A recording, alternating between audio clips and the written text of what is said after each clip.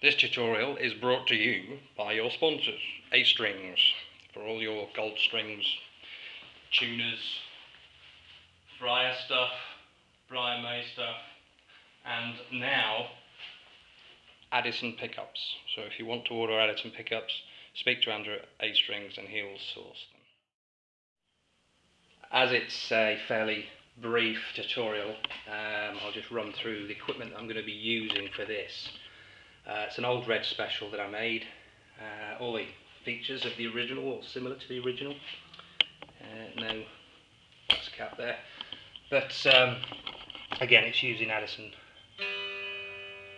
And also has original Jean Renault switches. It's one of two sets that I have. So this is fed into, for this, Electrolead GC46 treble booster. It's a germanium transistor OC44 type.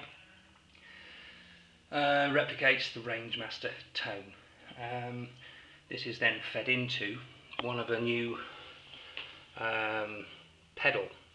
It's essentially this amp that I've used in the past, this Doxy amp, except it's housed in this standalone pedal that allows you to DI out. So if you want a low level line signal, that can be fed into your computer to record directly, controlled with this knob, DI volume, speaker out, which I'm using, fed into a speaker enclosure. The preamp section out, this is an inclusion over this, the black Doxy, which does the same, except this now has the preamp out, which is a line that you can plug into a power amp or another amplifier to give the volume. That's the volume control for that. And this one also has a tone facility, which is quite useful to give you a wider variety of sounds.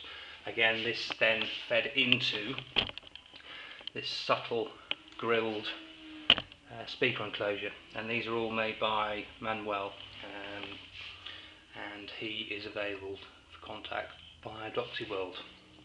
So have a go at trying to show you how to play this piece. That condenser mic is purely to pick up the rag music. It may sound a little bit harsh, but this is purely down to the camera on the microphone on the camera. So you want a fairly warm, creamy sound. So for this, I've opted for neck and bridge in phase. Tone knob probably a third to a half. And you're not going to get the true representation of this sound because of the stupid mic on the camera. So piano and bass, I think, the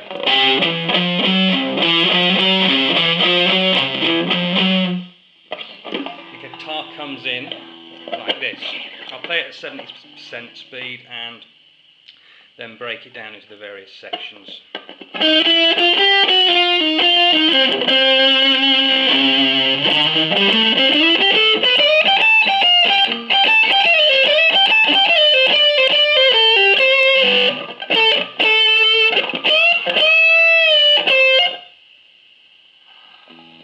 Right, section 1 starts on the E flat, the D sharp at the 8th fret, so bass it around the 8th fret with this kind of blues shape.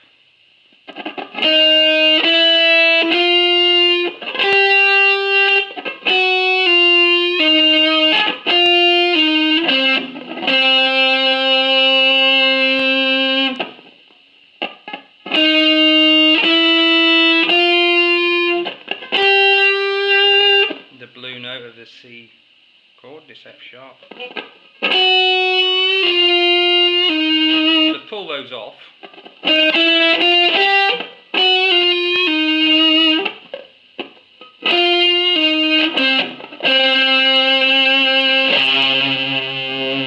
And that's where it then gets back into time. So you kind of playing across the rhythm there.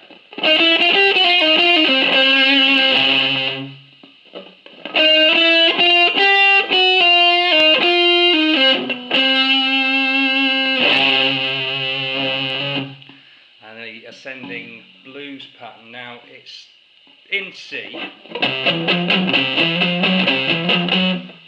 and C major wouldn't work, so the notes of a relative minor scale to C major is A minor, and the notes of that are A, C, D, E, G and A, which is just what this scale is.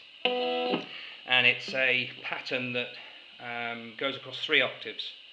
So the first part is like this.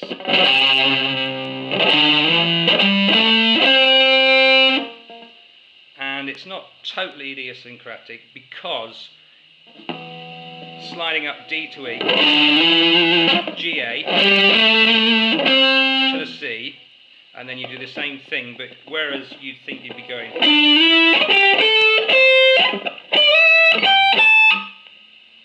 it isn't, because Leroy made a slight mistake in recording and thought, sod it, it's too fast to play to care.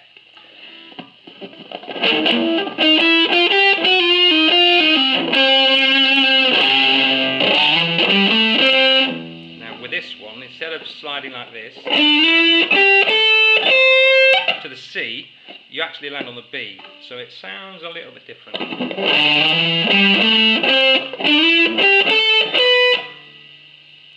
Instead of, and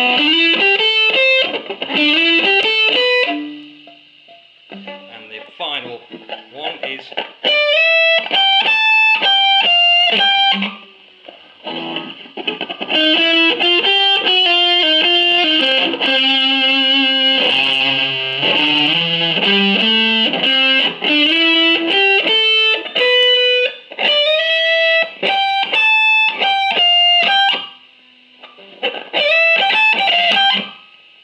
cut that off short.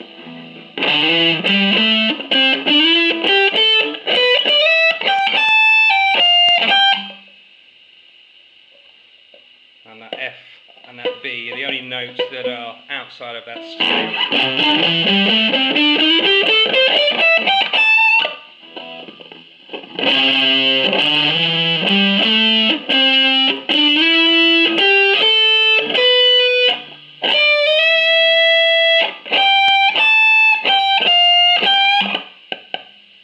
And the third section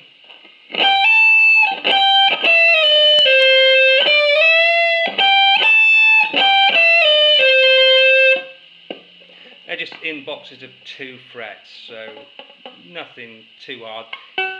The hardest thing is just getting the slides, because you might want to sort of have a tendency to do that, but hammer on,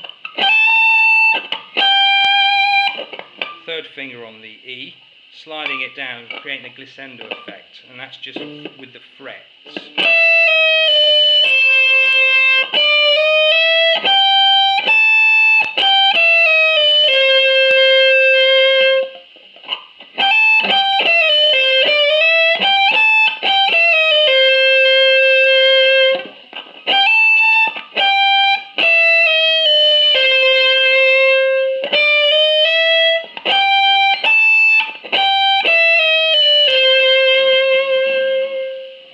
Then goes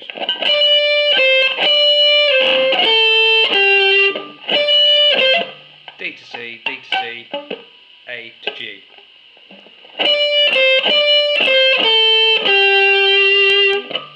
Up to the C.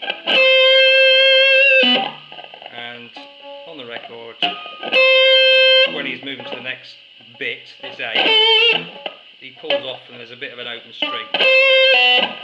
The B. And the last bit